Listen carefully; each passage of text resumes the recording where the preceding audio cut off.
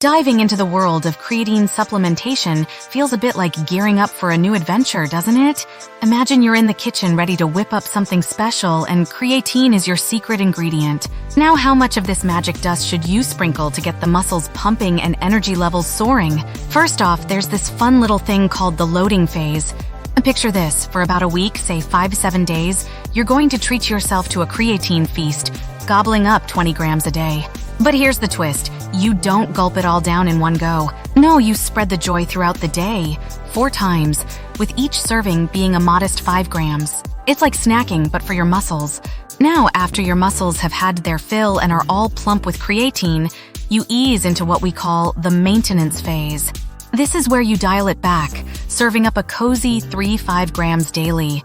It's the culinary equivalent of simmering on low heat, keeping those muscles nicely marinated in creatine goodness. But hey, if the idea of a loading phase makes you raise an eyebrow wondering if it's too much of a good thing, you can skip straight to the simmer. Just stick to the 3-5 grams daily from the get-go.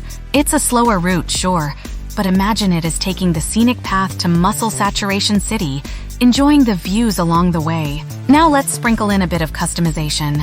Think of your body as a unique dish that might need a little tweaking of the recipe.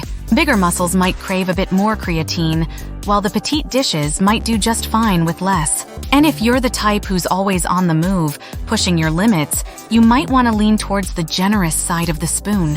Remember, we're cooking with creatine monohydrate here, the most trusted form in the creatine world. Other varieties might come with their own set of instructions, so always read the label, much like you'd check a recipe before getting started.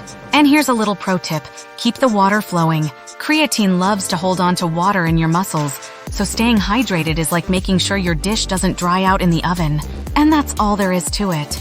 Maintain your 5 grams per day along with lots of water and a steady training regime, and you'll continue to see consistent results.